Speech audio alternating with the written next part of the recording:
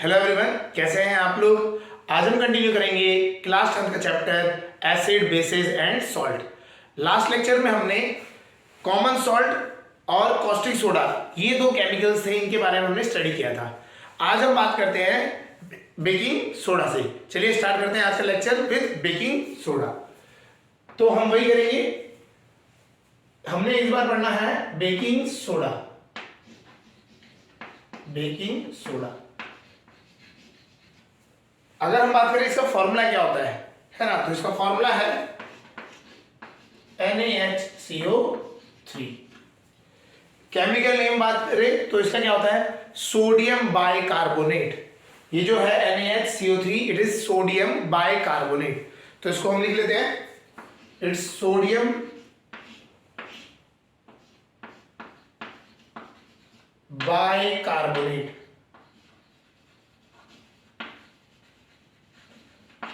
Sodium bicarbonate, ठीक है, या सोडियम हाइड्रोजन कार्बोनेट भी कहा जाता है, सोडियम बाइकार्बोनेट भी कहा जाता है। तो ये आपका क्या है, बेकिंग सोडा।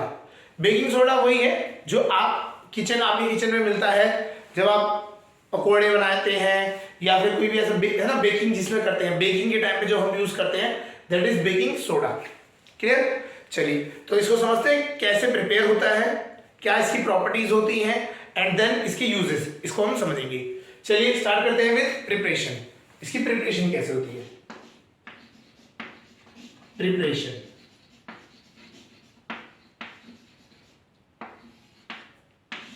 प्रिपरेशन के लिए, इसकी प्रिपरेशन करने के लिए हम लेते हैं NaCl, ठीक है, अमोनिया,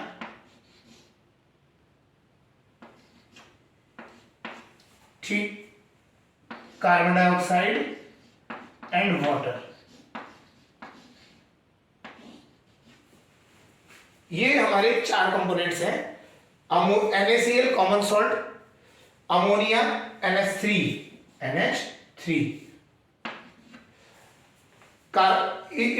इसको हम पानी में मिलाते हैं और इसमें से क्या करते हैं, carbon dioxide gas pass out कर देते हैं। तो इसके जो बाय प्रोडक्ट्स आते हैं, इसको अगर हम करते हैं तो आपके जो कंपाउंड बनते हैं, दो आपको मिलेंगे। एक तो मिलेगा आपको NaHCO3 प्लस NH4OH, ये दो आपको कंपाउंड मिलते हैं। इसे हम कहते हैं सोडियम बाइकार्बोनेट, जो कि बेकिंग सोडा है, और ये है अमोनियम हाइड्रोक्साइड।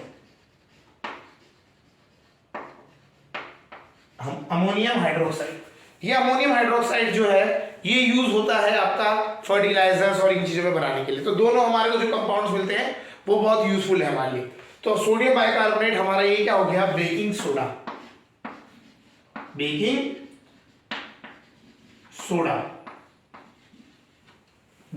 हो गया आपका ये, ठीक है। तो ये आपको समझ आ गया होगा। तो इसको बनाने का प्रोसेस क्या है, we take NaCl, sodium chloride, water and ammonia, in which, ये अगर हम क्या करते हैं, इन तीनों को मिला के, है ना, in which we pass carbon dioxide gas, ठीक है। सो क्या होता है, NaCl कॉमन सॉल्ट लिया आपने, अमोनिया लिया और उसको पानी में मिक्स कर दिया, फिर कोल्ड वाटर में आपने क्या किया, CO2 गैस पास आउट कर दी। तो आपको दो कंपाउंड मिलते हैं, one is sodium bicarbonate, another is ammonium hydroxide. तो सोडियम बाइकार्बोनेट ही आपका क्या है, बेकिंग सोडा है। इसी को हम यूज करते हैं इन, जो हम आप किचन में हम बात कर रहे हैं, जो हमारे को बेकिंग करते हैं, तब उस टाइम पे ये चीज यूज होती है। क्लियर, समझ आ गया होगा, प्रिपरेशन का मेथड समझ आ गया होगा। ये इस तरीके से प्रिपेयर किया जाता है आपका। क्लियर। तो ये बेकिंग सोडा का प्रिपरेशन हो गया। इसकी प्रॉपर्टीज की बात कर लें।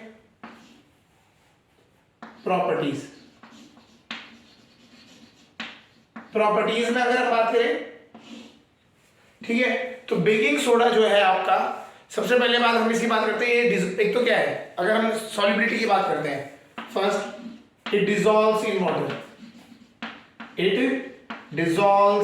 इन वाटर, पानी में घुल जाता है, पहली चीज तो ये है। सेकंड, हाँ, दिखने में कैसा है, तो दिखने में ये व्हाइट क्रिस्टल्स होते हैं। तो it is white crystalline solid, it is white crystalline solid, crystalline solid. तो छोटे छोटे व्हाइट क्रिस्टल्स होते हैं ये, है ना, ये जो आपको देखने को मिलता है व्हाइट क्रिस्टलाइन सॉलिड होता है। क्लियर, ये हो गया। इसके बाद एक इंपॉर्टेंट है थर्ड, इट लिबरेट्स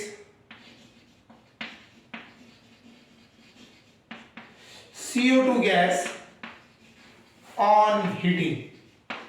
अगर हम इसे हीट कर दें तो इससे क्या होता है, आपका कार्बन डाइऑक्साइड गैस निकलती है। क्लियर, तो ये क्या होता है, कार्बन डाइऑक्साइड निकालता है। कैसे, देखते हैं। हमने लिख लिया NaHCO3, इसे हम जब हीट करते हैं तो इससे क्या होगा, ये आपका Na2CO3 बन जाएगा, sodium carbonate and CO2 gas. ठीक है, ये आपका ये रिएक्शन होता है।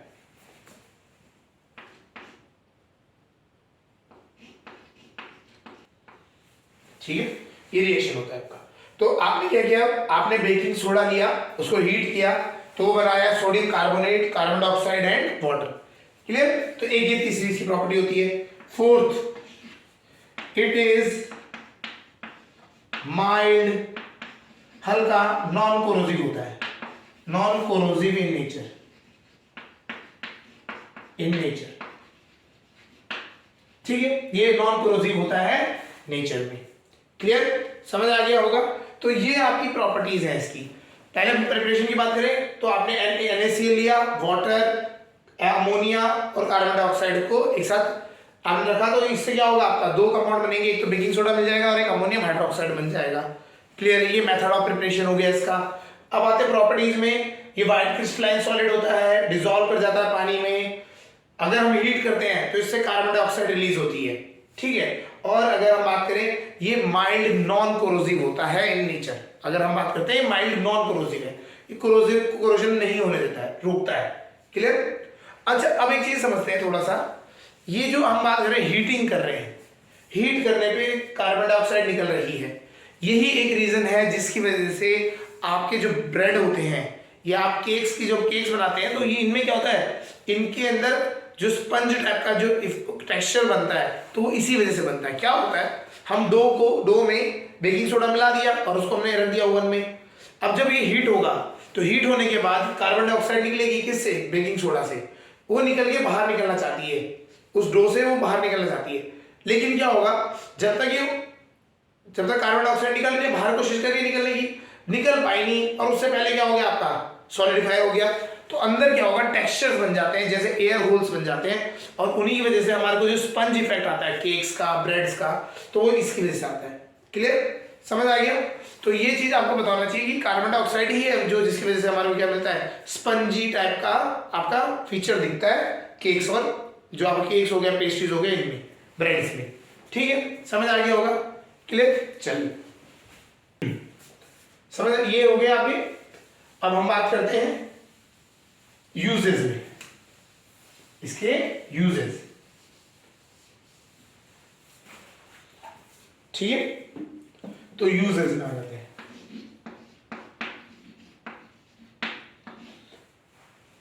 चलिए, तो इसका सबसे पहला यूज आता है, ये हमारे किचन में यूज होता है, आपको बेकिंग सोडा किचन से मिलेगा। ठीक है, तो ये पहला क्या है, use in baking in kitchen, kitchen में यूज होते हैं। किचन में अगर हम जब कोई भी चीज बेक करते हैं, केक हो गया, ब्रेड हो गया, ये सारे बेकिंग करने के प्रोसेस में तब ये यूज होता है। क्लियर, तो ये चीज होती है। अच्छा, एक थोड़ा सा लोगों को रहता है, हम बेकिंग पाउडर यूज करते हैं, बेकिंग सोडा यूज नहीं करते। सोडा और बेकिंग पाउडर में डिफरेंस क्या है, डिफरेंस है थोड़ा सा। क्या होता है, आप जो बेकिंग पाउडर लेते हो ना, baking powder, basically baking powder क्या होता है, इट इज बेकिंग सोडा। ये बेकिंग सोडा होता है, प्लस बेकिंग सोडा में, बेकिंग सोडा जब हीट होगा तो उसमें हमने भी पढ़ा था बेकिंग सोडा हीट होने पे क्या बनता है, सोडियम कार्बोनेट। एक बार देख लेते हैं, जो हमने पढ़ा था NaHCO3 को जब हमने हीट किया था तो बना था Na2CO3 plus carbon dioxide and water, है ना जी, वाटर निकल गया, ये इस तरह से, ये हो गया आपका। तो ये जो बेकिंग या वो सोडियम कार्बोनेट बना है, ये सोडियम कार्बोनेट जो होता है ये होता है टेस्ट में कड़वा, बिटर इन टेस्ट, तो ये बिटर होता है। तो अगर आपने बेकिंग सोडा ही डाला है तो आपका जो केक होगा वो कड़वा निकलेगा, थोड़ा टेस्ट उसका कड़वा सा आएगा। तो इस कड़वे टेस्ट को खत्म करने के लिए बेसिकली क्या, ये बेस है, इसकी वजह से क्या होगा, कड़वा हो जा रहा है। और बेस को अगर हम केक बना रहे हैं और कड़वा हो जाए तो अच्छा थोड़ी ना लगेगा। तो इसके लिए हम क्या करते हैं, बेकिंग पाउडर यूज करते हैं। हम बेकिंग सोडा की जगह क्या यूज करते हैं, बेकिंग पाउडर। अब बेकिंग पाउडर में क्या हो जाता है, हम बेकिंग सोडा यूज करके साथ साथ इसमें मिला देते हैं टार्ट्रिक एसिड, सिट्रिक एसिड, कोई भी एसिड हम उसमें डाल देते हैं, जिससे कि क्या होता है, वो इसको न्यूट्रलाइज कर देता है और मतलब इसका टेस्ट जो है वो बिटर नहीं होता, वो आपका टेस्ट थोड़ा सा चेंज हो जाता है। क्लियर? तो ये आपका क्या होता है, ये आपको समझना है बेकिंग पाउडर। तो बेकिंग पाउडर जो होता है और बेकिंग सोडा थोड़ा डिफरेंट होते हैं। इसमें बेकिंग सोडा प्लस एसिड होता है, टार्ट्रिक एसिड मिला दिया तो आपका क्या हो गया, it is baking powder. Clear? तो ये इस टाइप को ही पता होना चाहिए। क्लियर? और यूज कहाँ होता है, किचन में यूज होता है हमारा बेकिंग करने में। हम बहुत सारी चीजें होती है ना, तो जो भी हम बेकिंग से बना रहे हैं प्रोसेस से, तो वहां पे ये चीजें यूज होती है। क्लियर? इडलीज और ये सब भी आपका इसी में आते हैं। तो हमें समझ आ गया बेकिंग पाउडर क्या होता है, baking soda plus tartaric acid. एक तो यूज हो गया इसका। सेकेंड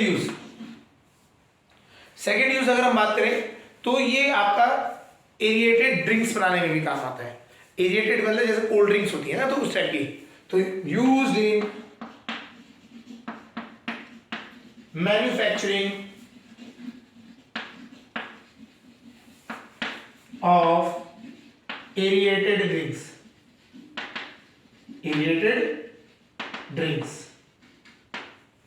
ठीक है, एरिएटेड ड्रिंक्स भी बनाने में आता है यूज। क्लियर? तो यूज होता है, ये हो गया आपका। फिर एक बहुत इंपॉर्टेंट है फायर एक्सटिंग्विशर्स में, used in making fire extinguishers.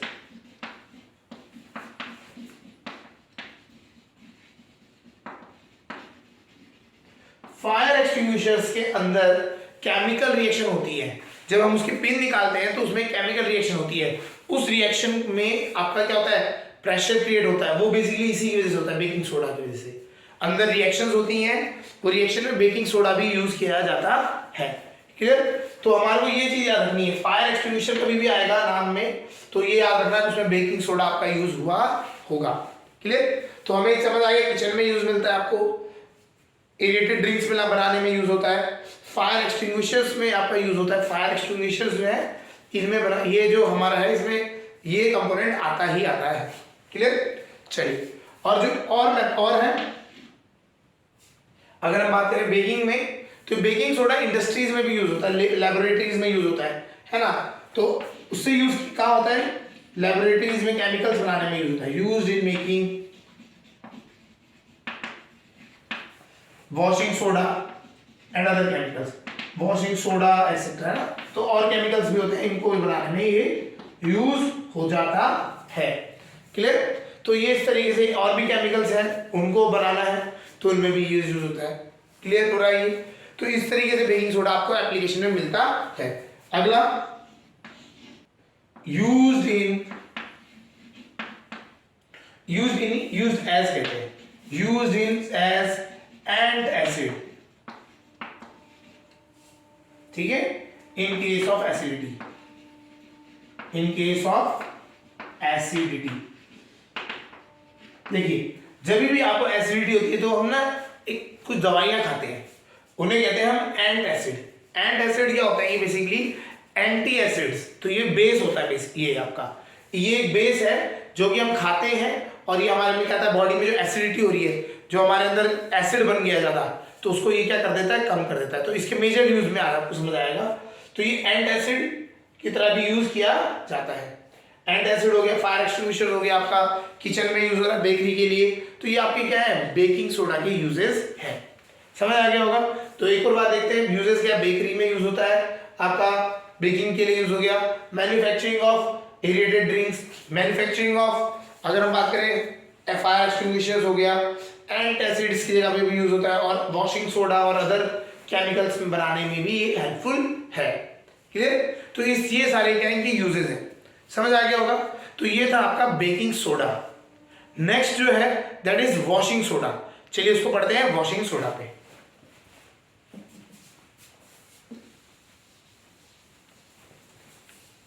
Washing soda जो अगर हम बात करें वॉशिंग सोडा का जो मेथड ऑफ प्रिपरेशन है वो काफी तरह मतलब थोड़ा ये कह सकते हैं वो इसी के साथ रिलेटेड है। बेकिंग सोडा जैसा होता है उसी तरीके से बनता है। तो इसको हम सोलवे प्रोसेस है, अगर हम बात करें उसको बनाने का प्रोसेस जो है सोलवे प्रोसेस कहा जाता है। वो आपको समझना जरूरी है, वो इंपॉर्टेंट है इसलिए आता है। ठीक है। तो हम आते हैं बेकिंग सोडा पे। Baking soda is washing soda baking soda हो गया हमारा। अब आता है वॉशिंग सोडा। वॉशिंग सोडा का फॉर्मूला होता है आपका Na2CO3.NH2। अगर इसका नाम बताएं तो नाम है सोडियम कार्बोनेट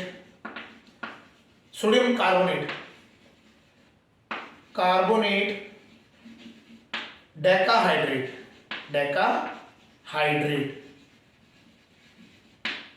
ये H2O जो हमने लिखा ये 10H2O, Na2CO3 तो हमें समझ आता है। ये 10H2O क्या है, पानी जोड़ दिया गया इसके साथ, इसे कहते हैं, इसे हम जो कहते हैं क्रिस्टलाइजेशन कहते हैं इस प्रोसेस को।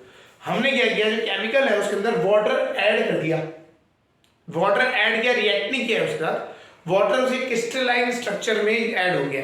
क्रिस्टल की तरह जो होते हैं, क्रिस्टल जो स्ट्रक्चर बनाते हैं उनमें वाटर आपका इंट्रोड्यूस हो गया। ये हम पढ़ेंगे वाटर ऑफ क्रिस्टलाइजेशन को, टॉपिक को, तब हम और ज्यादा अच्छी तरह समझेंगे। तो लेकिन आपको ये समझ आना चाहिए। तो washing soda is sodium carbonate decahydrate Na2CO3.10H2O, इसका फॉर्मूला होता है। समझ आ गया होगा। चलिए इसके आते हैं पहली हुई चीज प्रिपरेशन।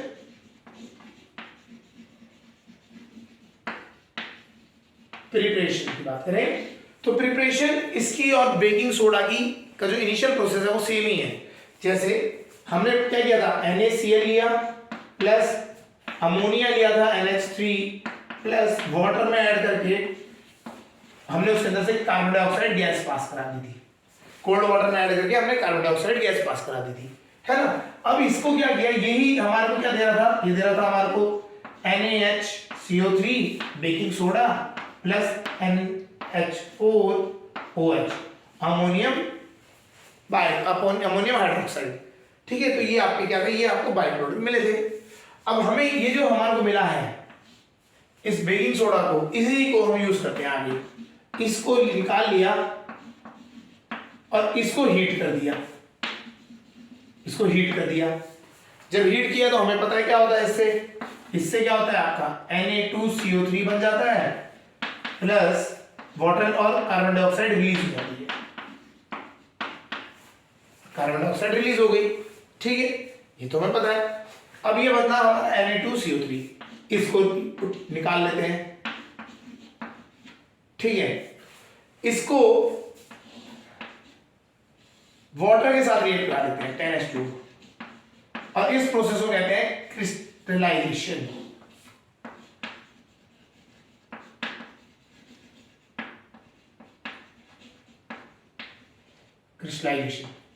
क्रिस्टलाइजेशन कर देते हैं, क्रिस्टल बनाने की फॉर्म में ले आते हैं। तो ये इसके साथ जाके जुड़ जाता है, इसकी क्रिस्टल्स में जो इसका जो स्ट्रक्चर है, क्रिस्टल स्ट्रक्चर, वहां पे जाके ये जुड़ जाता है और ये बना देता है Na2CO3.NH2O।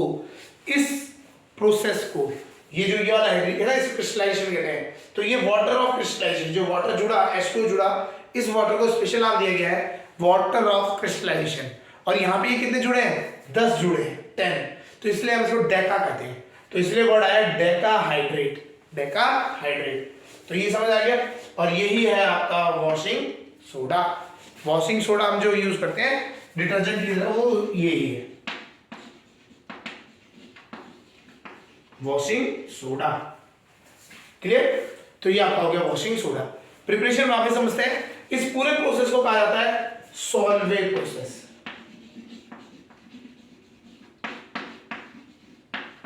Solvate process. ठीक है, समझ आ गया होगा? ठीक है, तो ये वॉशिंग सोडा हमारा हो गया। तो ये पूरा प्रोसेस है सॉल्वेट प्रोसेस। ये आपका प्रिपरेशन हो गया। अब हम बात करते हैं इसकी प्रॉपर्टीज की बात करते हैं। तो प्रॉपर्टीज क्या ये शो करता है उसको हम समझते हैं। तो प्रॉपर्टीज लिखते हैं।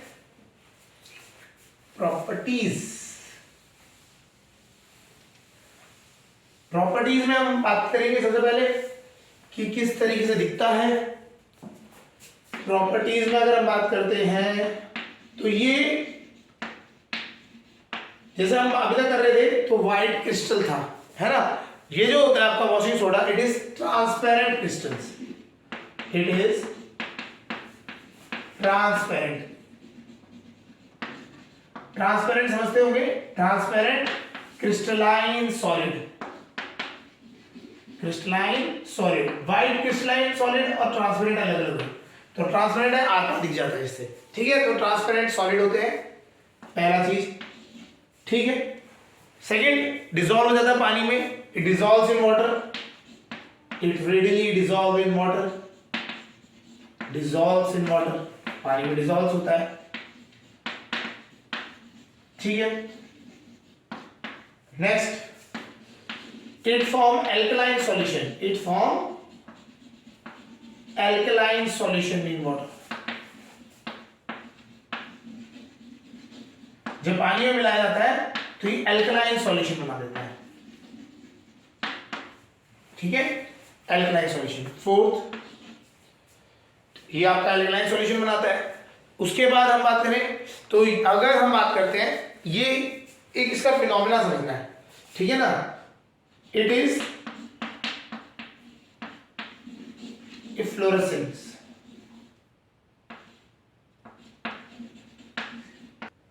Efflorescence, CNC, efflorescence. It is efflorescence. क्या होता है इफ्लोरेसेंस? जो भी आपके कंपाउंड्स हैं, समझिए, जिनमें ये आप वाटर ऑफ क्रिस्टलाइजेशन होता है, इनको अगर आप एयर के कांटेक्ट में रख देते हैं लंबे टाइम तक, अगर आप एयर में रख देते हैं तो ये क्या करते हैं, अपना वाटर लूज कर देते हैं। इस प्रोसेस को कहा जाता है इफ्लोरेसेंस।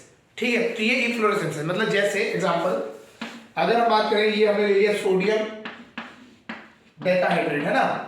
इसको हमने एयर में रख दिया, exposure to air. Exposure to air, air को एक्सपोजर में रख, एयर के एक्सपोजर में रख दिया तो ये क्या हो जाएगा, ये अपना वाटर लूज कर देगा, H2O रह जाएगा और 9 वाटर लूज हो जाएंगे इसके। ठीक है, तो ये आपका इस प्रोसेस को कहा जाता है इफ्लोरेसेंस। तो ये क्या है, ये एयर में अगर आप खुला छोड़ देंगे तो ये वाटर लूज अपना कर देता है। क्लियर हो गया, समझ आ गया होगा। अगला ऐसी on heating it loses water of crystallization. वो तो वाटर ऑफ क्रिस्टलाइजेशन को अगर आप हीट करोगे तभी अलग हो जाते हैं। वाटर ऑफ क्रिस्टलाइजेशन कैसे, देखिए Na2CO3 डॉट 10H2O, इसको अगर मैं हीट कर देता हूं तो ये बन जाएगा Na2CO3 प्लस 10H2O, अलग हो जाएगी। इसे नाम दिया जाता है सोडा ऐश। सोडा ऐश, तो इसे को नाम दिया जाता है सोडा ऐश। इसको, ये रिवर्सिबल प्रोसेस है, अगर आप इसको वापस रिएक्ट करेंगे फिर से बन जाएगा, रीक्रिस्टलाइजेशन करा देंगे तो वापस हो सकता है ये। ठीक है, तो ये इस तरीके से आपकी क्या है, इनकी प्रॉपर्टीज है। पहली प्रॉपर्टी अगर हम बात करें, दिखने में कैसा है, ट्रांसपेरेंट क्रिस्टलाइन सॉलिड है।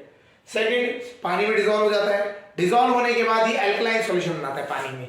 ठीक है, एल्कलाइन सॉल्यूशन बनाता है, इफ्लोरेसेंट है, एयर में एक्सपोजर रखोगे तो ये वाटर ऑफ क्रिस्टलाइजेशन लूज कर देगा। ठीक है, नेक्स्ट जो है वो है हीट करने पे ये सोडा ऐश बनाता है और अपने अंदर से वाटर के जितने भी कंटेंट है, जो वाटर जो क्रिस्टलाइजेशन है वो लूज कर देता है। क्लियर, तो ये आपकी इसकी प्रॉपर्टीज हो गई, समझ आ गया होगा। तो इसकी प्रिपरेशन वो इंपॉर्टेंट है, प्रॉपर्टीज इंपॉर्टेंट है। क्लियर हो गया।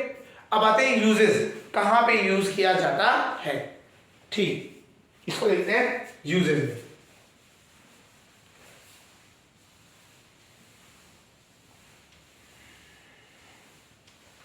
यूजेस।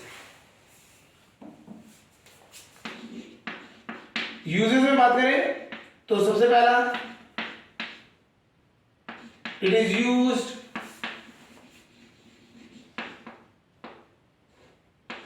as in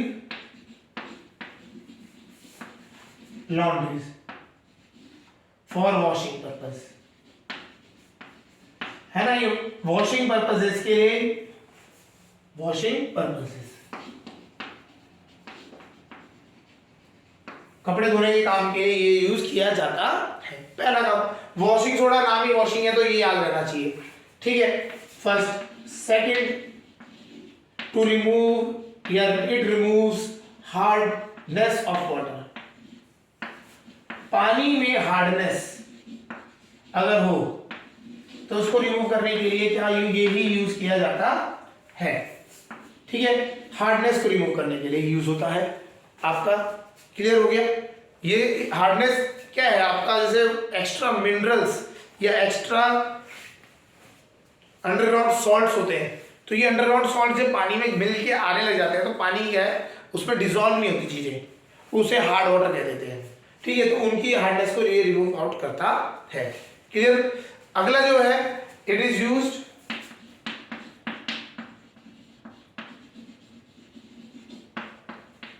इन, अगर हम बात करें मैन्युफैक्चरिंग, बहुत सारी चीजों की मैन्युफैक्चरिंग यूज होता है।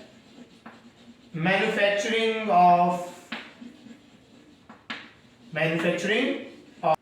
Glass, caustic soda,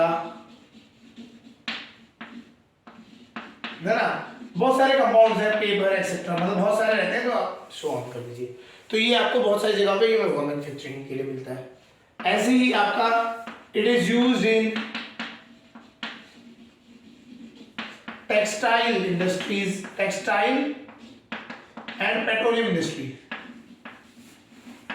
and petroleum industry में मिलता है। इंडस्ट्रीज में यूज किया जाता है इसका यूज, ठीक है। और अगर हम बात करें इसको और इसके एक और यूज देख लेते हैं, तो ये जो है आपका एक तो पहले क्या हो गया, क्लीनिंग के लिए यूज होता है, लॉन्ड्रीज में वॉशिंग करने के लिए, हार्डनेस, परमानेंट हार्डनेस को रिमूव करने के लिए भी यूज होता है। अगर हम ग्लास, कॉस्टिक सोडा, इन सब का यूज बनाने की प्रिपरेशन, मेथड ऑफ प्रिपरेशन में भी यूज होता है इन सब का। फिर आता है टेक्सटाइल एंड पेट्रोलियम इंडस्ट्री में भी यूज होता है, ठीक है। आगे बोरेक्स, उसमें भी बोरेक्स के लिए भी, बोरेक्स जो है एक और है उसके लिए भी यूज होता है, वहां पे भी यूज किया जाता है, ठीक है। और हम एक और अगर हम बात करें तो it is used as reagents in laboratories. काफी सारी ऐसे रिएक्शंस हैं, उनमें ये रिएजेंट की तरह भी यूज किया जाता है लैबोरेटरीज में। तो ये आपके क्या हो गए, इसके यूजेस हो गए, समझ आ गया होगा। तो ये यूजेस है।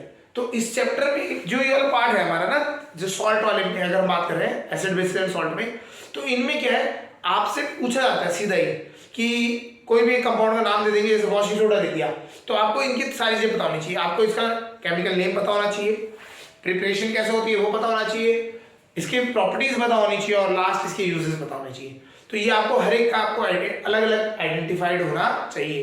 क्लियर। तो इस तरीके से आपको ये करना है। तो ये हमने दो पढ़ लिया आज, एक तो हमने पढ़ा baking soda and washing soda, ये दोनों हमने यहाँ पे समझ लिए, ठीक है। अगले लेक्चर में हम बात करेंगे ब्लीचिंग पाउडर, ब्लीचिंग पाउडर की बात करेंगे, और एक है प्लास्टर ऑफ पेरिस, उसको हम समझेंगे। चलिए आज के लिए इतना ही करते हैं।